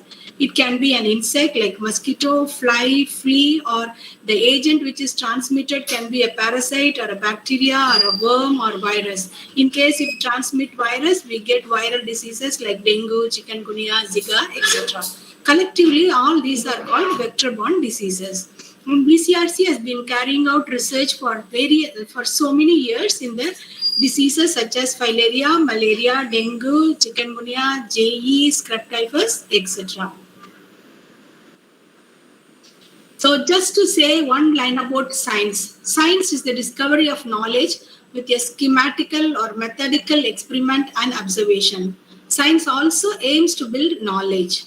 What is scientist? Who is scientist? A scientist is a person who has an expert knowledge in either one field or more field. You can see these three scientists who are expert in more area of research. For example, Galilei, who is also called as father of modern science, modern physics and astronomy, and Einstein, who was a world famous theoretical physicist, and Charles Darwin, who is a naturalist, biologist, and also an English literarian. So as one madam was saying before, some of the women scientists of India this is Dr. Shobhana Sharma, who is specialized in many fields. like immunology, molecular biology, and biochemistry of Tata Institute of Fundamental Research. This is Dr. Janaki Ammal, who is an Indian botanist. This is again Dr. Tessie Thomas, who is the first missile woman of India, and she did the project in India in the DRDO and made it very successful. And coming to the personal information of myself, I reside in Puducherry. My educational qualifications are BSc. I did BSc Nutrition and Food Service Management and Dietetics. I did my post-graduation in Applied Microbiology. And when I was working as a research assistant at Vector Control Research Center, I pursued my higher study, PhD, which is in the vector-borne disease called lymphatic filariasis, especially in the development of immunodiagnostics for filariasis. I was very fortunate to receive my PhD degree during the convocation of Puducherry University, where the then president, Dr. APG, has visited university and he had given us the degree. And actually, this right side shows my previous employment, starting with assistant microbiologist training. I promoted to lecturer, then in Vector Control Research Center from 1991 to till date. I'm promoted to technical officer and now to senior technical officer. And currently, I'm working as a in par with scientist. So just to say 5 lines about the role of scientist. A scientist is always expected to have an updated knowledge in the field, and scientist should be thorough of the mission and vision statement of an organization wherever he is working. And he has to frame a project with new ideas which can end up with new innovation, and he has to search for some funds to generate from the outside or within the fund source of his own institute.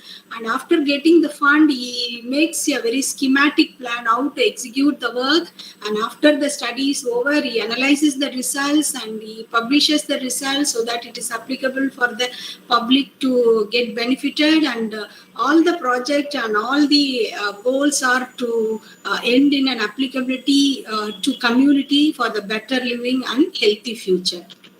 So my overall activities so far, which I would like to say in a very nutshell, is that I have been doing 30 years of research experiences in lymphatic filariasis, especially development of immunodiagnostics. And of late, I shifted from lymphatic filariasis to scrub typhus, which is a typhus fever, which is transmitted by the ticks, which is where the ticks transmit the bacteria, which leads to a typhus kind of fever, which is like acute febrile illness added to a kind of rash on the body, which is easily curable. And we have found out this kind of scrub typhus fever, which is a re-emerging disease in Puducherry. And so we are continuing our surveillance in Puducherry. I have handled so many projects so far, and you can say that the list can go up to 15. And every year our projects are very keenly reviewed by the scientific advisory committee of our center, and we are suggested with some additions or deletions or improvement of the project. I have totally about 16 publications in which they are published in national journals and international journal. And I would like to tell here that I am sharing about 50% of my paper as the first author, means that I have to work in the lab and then complete the project and then publish, so that I can come as a first author. The more you contribute, the percentage of contribution plays a major role in the sequence of the authorship. And I have taken about 5-6 trainings regarding the control of vectors and vector-borne diseases. I have attended about 20 national, international conferences. I have got about awards of 9, which includes both national and international awards. And I am the member in various societies like Parasitology, Vector Academy, Women's Society. And just to say quickly, these are my projects. framed with the timelines and the funding agencies. Generally, the projects are for a preliminary study, you go for 1 year, then you continue that to another 2 years, then you send to some extra funding agencies, which will go up to 5 years. So the time period ranges from 6 months to 5 years to end up your project. So this is the picture, slide which shows that I'm working in the lab, like I'm working in a microbiology lab, inoculating cultures. Then afterwards, I observe the culture for the growth of the bacteria. Here I'm working in a molecular biology lab, wherein after doing my PCR test, I'm trying to find out whether the result is whether I've got any positive samples. Here you can see that this is a positive control, this is a negative control. Negative control, you don't see any band in the gel. Positive control is already known positive, and here I can say that the sample or the well number 2 has a slight band which shows that one of my blood sample is positive for a bacterial pathogen. Similarly, immunological assay, this is a positive control and this is a cutoff value, whichever is showing, these are wells we call, whichever well which is having the higher intensity of the color compared to the cutoff, we take it as positive samples. So I am actually doing in many aspects of development of our human resources. Like I have been teaching for the last 30 years. From the time I joined in the institute, we have a course called Master's Degree in Public Health Entomology. So I am a faculty. This course is affiliated by the Puducherry Central University, and I teach them microbiology, biochemistry, biological control, and then I teach them immunology. And many times I assisted as a course teacher in conducting this semester theory and practical examinations. I have guided few PG students for their dissertation. I have given training to many of the interns of the program, our own program. After completing, the top 3 rankers will be given an internship for 1 year to further have hands-on training. So those students have worked with me on immunology, and I have delivered many talks to all those who are visiting VCRC, the academic colleges who wanted to know the various activity of VCRC, especially the medical students, the health inspectors, etc. And I have served as a guest lecturer in microbiology to an institute called Institute of Vector Control and Zoonosis, Hosur, Tamil Nadu. And I have also served as a research person in many of the conferences and presented paper on vector-borne disease. And this you can see I'm demonstrating or I'm teaching practical to my students. This is a technique called blood meal identification. This is ELISA. And our students have to prepare assignments. They have to prepare, present seminars so that we assess them for the final marks. So here I'm sitting and observing a student seminar presentation. This is one batch of a student with me and another faculty. And we go to field also to do our activities, like we go to the field, collect mosquitoes, or we go to a community or a village where we collect blood and see whether they can be serving, they can be as a controlled patients, or are there any positive patients for any of the vector-borne disease like malaria and filaria. And these students are also field activities. We have 3 field stations, so they visit to those field stations and get knowing about more of the vectors, how to collect the vectors, how to dissect them, how to analyze for the infection, etc. So I have my regular activity would include that presenting papers in webinars in oral presentation mode, and these are the certificates I have got after attending the webinars, which are mostly about how to write the academic paper and how to publish the papers in a suitable journals, etc. And so far we have a magazine called Vector, which is a miscellaneous publication of VCRC. So far I have, out of 4 issues, I have submitted 3 papers in 3 issues. And there was a brainstorming session by French Institute of Puducherry, wherein I have presented my project results to them. And we have a journal club presentation where I presented one topic as diagnosis of vector-borne disease. And in journal club, we can take up any article which is appearing in the journal, discuss in detail, and we can come out with conclusion of how that paper can be applicable to our institute. And in the recent past, during COVID pandemic, our institute has set up a full-fledged COVID testing laboratory, where I was also from departing and arrival.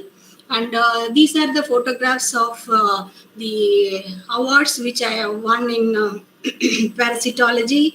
This is almost 3 times I won in a parasitology conference, and this is the Gates Foundation award to go and attend a conference on helminths, which includes the vector-borne parasite, filarial parasite, which is an helminth parasite. So I had real good exposure with the people and in the conference colony with the medical persons, and then and there we find some health issues, we treat them.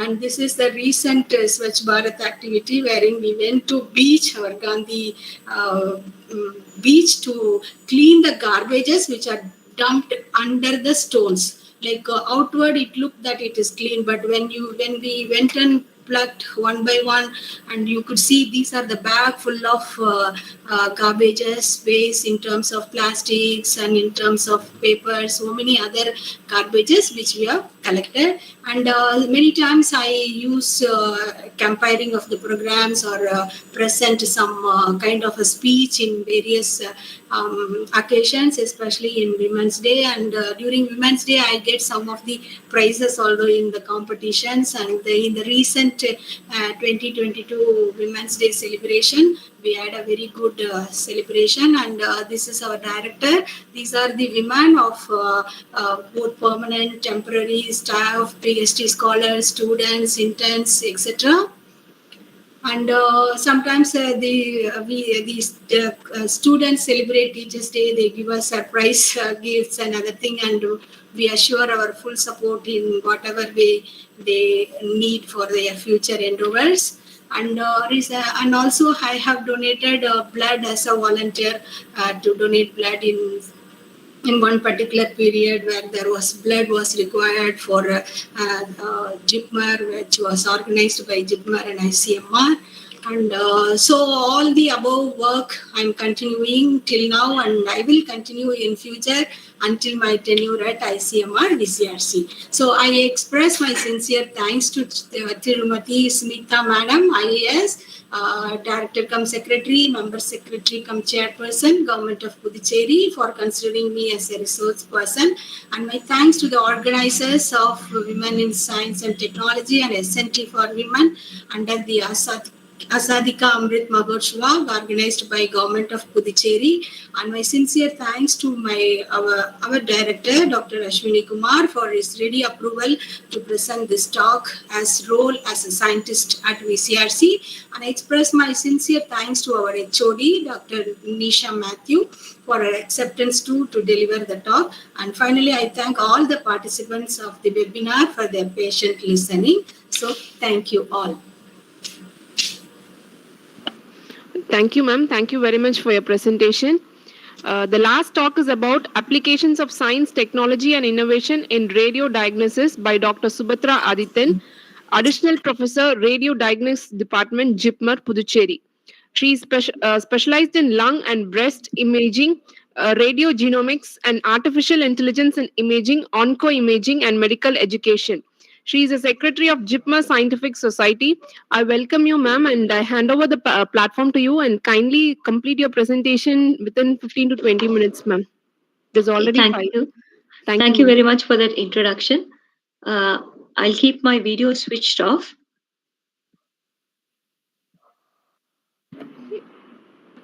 Yes, ma'am.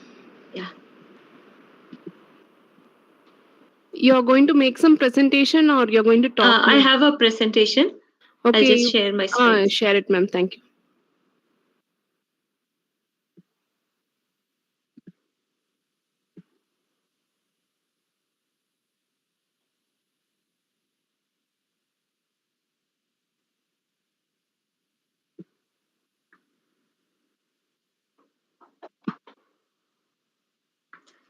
Okay. I had planned a slightly scientific talk, but because this is a mixed audience, I will tone it down. Is the screen visible and am I audible? Can someone confirm whether the screen is visible? Yes, ma'am, you're audible and your screen is visible. Okay. My talk is about applications of science, technology, and innovation in radio diagnosis. So initially, I had planned to talk about the technology that we use for imaging and the scientific principles that drive these. So I think I will tone down the scientific principles and showcase the technology that we use for imaging. The general principle for all the technologies that we use is that we direct energy to interact with structures in the human body. The energy which comes out of the human body will carry some information about the structures it went through. And this information we are able to capture in the form of an image. These are the most important people who did the foundational work because of which it is possible to have the equipments which we have today. The two people on the left, Faraday and Ørsted, they discovered that when they passed electricity through a wire, a magnetic field was created perpendicular to it. We call this as electromagnetic radiation today. Faraday was not able to give the mathematical proof that visible light is also an electromagnetic radiation. When he suggested that the light which we see around it is also an electromagnetic radiation, he was met with skepticism. We can imagine 200 years back, or even today, when you're not familiar with the subject, if I told you that the light that you see around you is actually electrical and magnetic fields, it will look strange. So Faraday could not substantiate his theory, which was substantiated by Maxwell using his mathematical skills. So just to tell you what electromagnetic radiation is, it has basically three components: motion, electric charge, and magnetism. If any two of this is present, the third one would automatically be induced. So if electric charge moves, magnetism is induced. Here, electric charge moved and there was magnetism around it. If magnetism moves, electric charge is induced. If electric charge and magnetism are both present, then movement of one of the components will occur. Following the work done by these people, X-rays, which is an electromagnetic radiation, were discovered by Roentgen, and he received the first Nobel Physics Prize. And later on, Edison invented an equipment for continuously taking X-rays, which is called as fluoroscopy. This is the spectrum of the radiation that comes under electromagnetic radiation. So let us not worry too much. It's not complicated. What we see here, this is the visible light. Visible light means the light which is present around us. What we see to the left over here, we notice that the waves are very closely packed. Closely packed means they have higher energy. Their frequency is high and they have high energy. And what we see to the right of this visible light, they are widely spaced. Now we know that we have been hearing radios and all for a long time and that they are safe for humans. That is because radio waves are widely spaced waves which have very low energy. Whereas the ones which we use in our X-ray department, they come to the side of the X-ray, on the side of the visible light, which has a higher energy. X-rays and gamma rays have high energy, and this high energy can affect the human body. How it affects the human body? It acts at this is an X-ray machine. Almost all of you would have seen it. So this is a tube which is producing X-rays. The patient will lie over here. The X-ray will pass through the tube, pass through the patient, and whatever X-ray has passed through the patient will be captured in a film here. Many times we take the X-ray in the standing position, so we have a vertical X-ray cassette as well. This is to show how the X-ray is taken. So this tube which is over here, it can be tilted so that the patient can be made to stand over here and the X-ray can be taken. There is a modification of this X-ray machine which we called as fluoroscopy. So fluoroscopy was invented by Edison. Edison used one of his assistants, Daly, for developing the machine. He used to do fluoroscopy on Daly to develop the machine. And at that time, they did not have much awareness about the hazards of radiation. Daly developed severe aggressive cancer and died very quickly. And Edison also developed severe eye damage because of this. So Edison is famously to have quoted when asked about his experience with X-ray that he is afraid of X-rays. After the development of cancer and his own eye injury, Edison stopped working with X-rays altogether. So why I'm emphasizing this is to inform you about the hazards of radiation. This is a fluoroscopy machine. Unlike a static image, here we can see when the patient is actually swallowing, we can see the swallowing process. So we can see the movement of the diaphragm. Similar such movements can be seen in a fluoroscopy machine. Another adaptation of the X-ray machine which we have, this is called a C-arm. This is similar to the fluoroscopy machine, but the shape is that of a C-arm, so that a surgeon can stand next to the patient and operate on the patient. So suppose he needs to take X-ray guidance to reach a particular part inside the human body.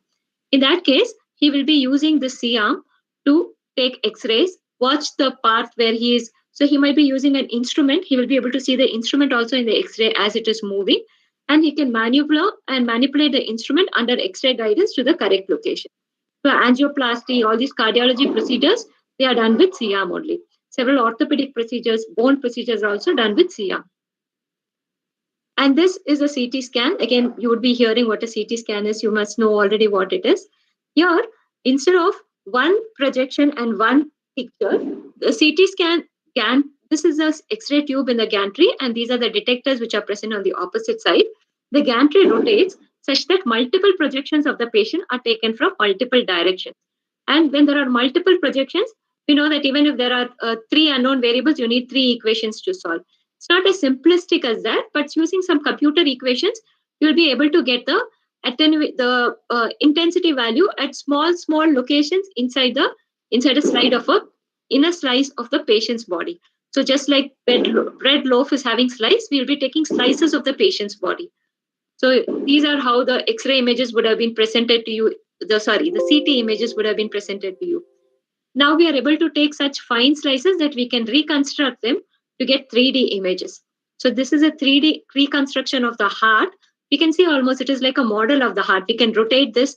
We can do a lot of manipulations with this to get an image of how the heart looks like as if you were viewing it in real by operating and taking the heart out. Only thing much better because we don't even have the other tissues and all around it.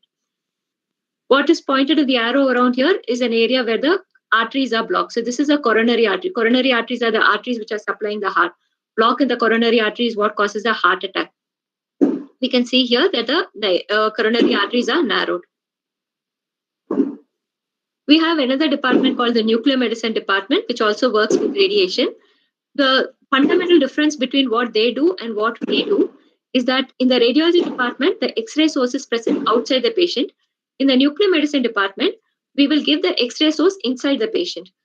So suppose we need to take image of a particular part of the patient's body, say the liver. Then what we will do, we will radio label a compound which will go and localize in the liver. Once it localizes in the liver, it will give off gamma rays from where it is, and we can detect whether the gamma rays are in the way it should be present in a normal patient. Some diseases will cause it to increase, some diseases will cause it to decrease. So that is how it would be useful for making a diagnosis. There are 2 principal missions in the nuclear medicine department. One is SPECT, the other one is PET. In PET, instead of using a single emission as we saw here in SPECT, SPECT stands for single photon emission computer tomography because there is a single emission. In gamma rays, in PET, we use something called as positrons. PET stands for positron emitting tomography. What happens here is when the positron is emitted from the site where it is ingested, what happens or injected into, the positron will travel for a short distance, connect with an electron and undergo annihilation. It will get completely destroyed. And during this process, the energy is released as 2 photons in opposite directions. Whenever these 2 photons are simultaneously detected, only then that is counted as a signal. Because of this particular method of picking up signals, it is possible in PET to get very high resolution, much better than that of SPECT. PET per se does not give anatomical details. So whenever you do PET, nowadays it is only seen as PET CT. The CT will give the anatomical details and the PET information will be superimposed on it. So that is why it is called PET CT.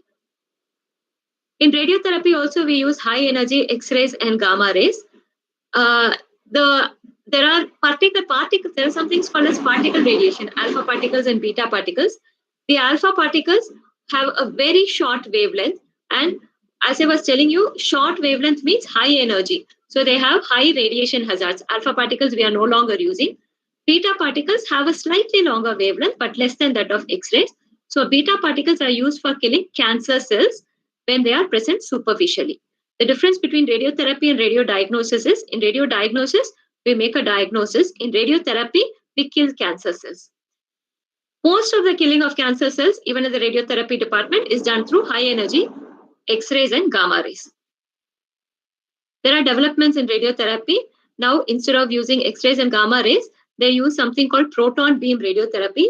It is not yet widely available. There is one center in India which has it in Chennai, and one more center is in the process of acquiring it in Chennai. What is the advantage of these newer methods of radiotherapy is, when you're giving radiotherapy to one particular region of the tumor, many of the normal tissue around it will also suffer radiation damage. In these types of proton beam radiotherapy, the damage to the normal tissue is restricted. Now, what we saw, all use electromagnetic radiation, which has radiation hazards. We also have equipments which do not have the radiation hazard by using ultrasound waves. We know that the audible range is between 20 hertz to 20,000 hertz. Ultrasound means it is more than 20,000 hertz. We use ultrasound extensively in fetal imaging. Here, and ultrasound technology has also advanced to a large extent. We can see a 3D reconstruction of the fetus inside the mother's abdomen constructed from the ultrasound image. We see two babies here. They are twins. We can make out the hands. So technology has advanced a lot in order to produce these images. We can also measure the flow velocity in the vessels using a phenomenon called as Doppler. And measurement of flow velocities is what is commonly done in cardiology department. So if any of you had visited cardiology department, or for yourself or any of your known people, you would have asked, they would have told you to go and take an echocardiogram. Echocardiogram is an ultrasound, and it also has a Doppler component in order to measure flow velocities. So we saw that X-rays are used in X-ray machines and CT scans, gamma rays in SPECT scans, sound waves in ultrasound. In MRI, what do we do? The principle that is used in MRI, it is called as magnetic resonance. The atoms we know have protons and neutrons. Protons and neutrons, if they are equal in number, then there is not much spin of the nucleus. But if the neutrons are slightly more or less in number, then the nucleus has a net spin because of the imbalance in its mass. And we know that the nucleus has a positively charged proton also.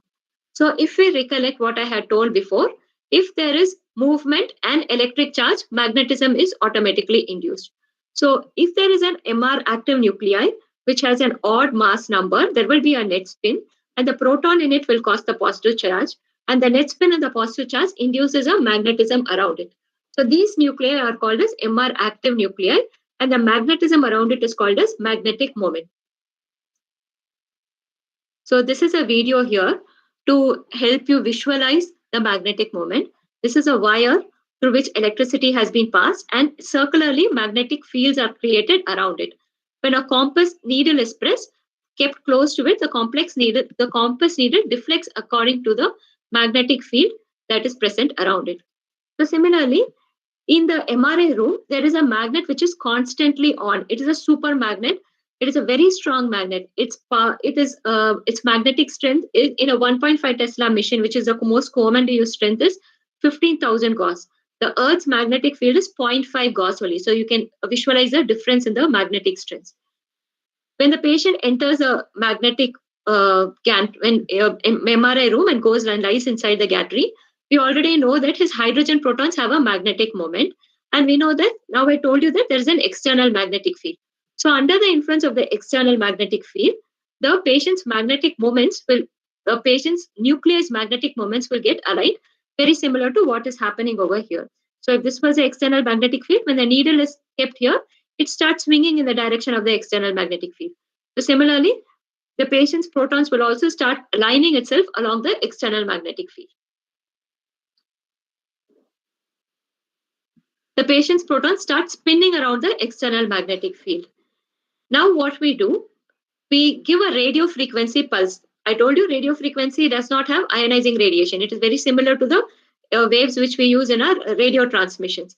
And we flip the magnetic vector so that when it recurs back, after you flip it, when it is trying to recovering back, there is a movement of magnetization. And I told you if there is movement and magnetization happening at the same time, then electric current will be induced. So when the flipped magnetic vector recovers back, electric current is induced, and that is picked up as a signal. So that is how we are able to pick up signals from the protons which are present inside the patient's body, and we are able to construct the MRI image. What we can see or what we can remember in MRI is that there is absolutely no ionizing radiation, and therefore it is safe even for pregnant women and children. These are some images which are taken from MRI. We can very beautifully visualize the heart contracting. This is a functional MRI. Functional MRI is to pick up areas of the brain that are activated by certain functions that we do. In this particular image, we see that there is a tumor over here. The doubt that the surgeon had was whether the tumor can be safely resected. If he removes the tumor, whether the patient will have any functional impairment. The motor cortex, the cortex part of the brain which is involved in controlling movement, is present close to the brain, close to the lesion. So the patient was asked to do some movements. When the patient did some movements, the oxygen supply, the oxygen consumption in this part of the brain increased. Because the oxygen got used up in this part of the brain, his hemoglobin converted from oxyhemoglobin to deoxyhemoglobin. Deoxyhemoglobin has magnetic properties which are different from the rest of the part of the brain. And this difference in magnetic properties were picked up and projected as increased signal over here. So now the surgeon knows that the motor cortex is away from the tumor and he can safely resect the tumor without damaging the motor cortex. Another image which we can get from MRI, this is called as tractography. In this, the individual tracts in the brain can be identified. How it is useful? Again, for preoperative localization. So if there is a tumor close by, I will know if I remove the tumor, whether I will going to damage any tracts. And as far as possible, can try to remove the tumor without damaging the important tracts which are present nearby.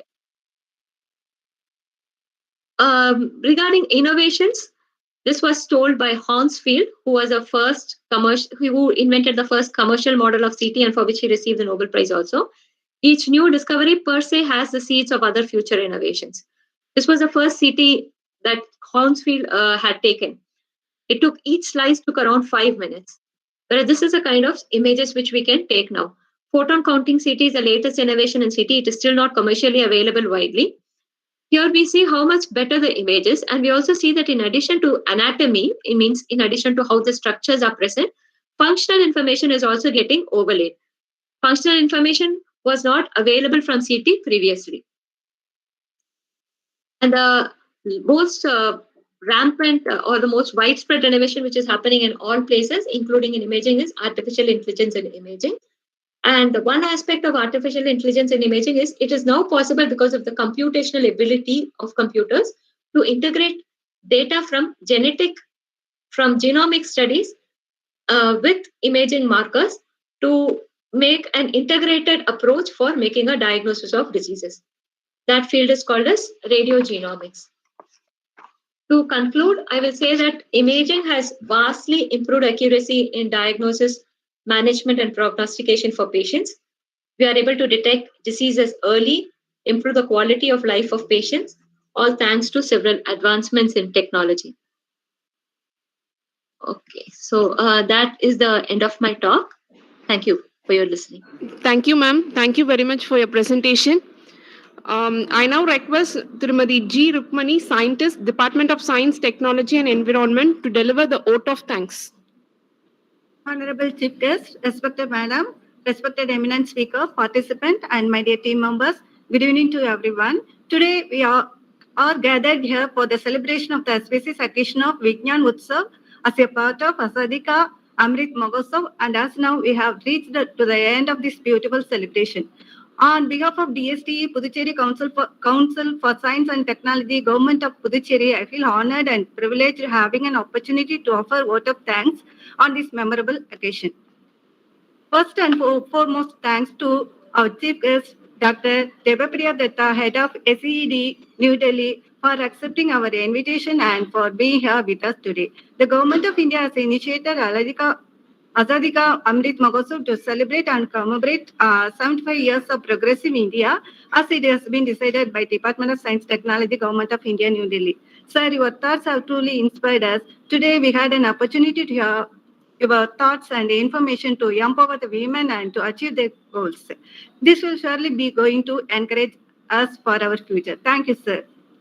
And it is my immense pleasure and honor to extend my thanks to our Director cum Secretary, Smita IAS, the backbone of DST Puducherry, who has motivated us in every sphere of our activities as a mentor.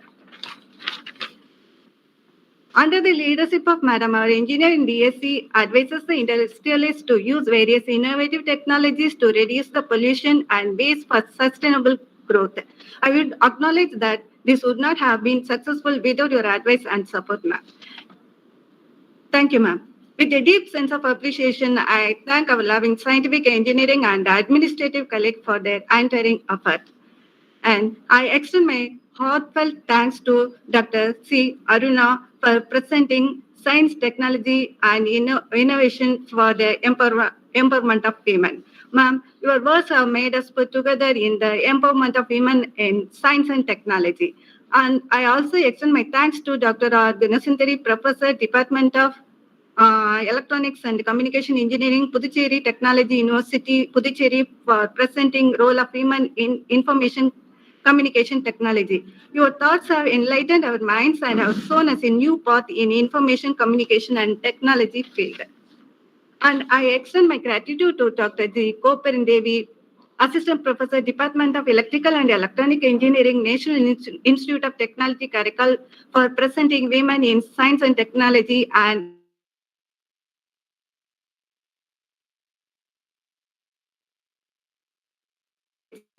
Thank you, ma'am. I'm delightful to express my words of gratitude to Dr. K. Adise Mary, Senior Technical Officer, Vector Control Research Center, for presenting role as a scientist in VCRC.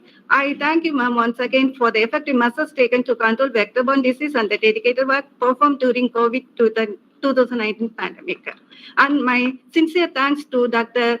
Subhadra Adityan for presenting application in science, technology, innovation in radio diagnosis and your wide thoughts on the application of science and technology in radio diagnosis. Okay. And I would like to thank to the organizing team to make this event a grand success. Okay. Also, I would like to extend special thanks to all the participants for making this event a memorable day for us. Thank you, and I wish you all a great day ahead. Thank you. Thank you once again. Thank you, ma'am. Thank you so much. Now I think we can wind up this very informative program. Thank you.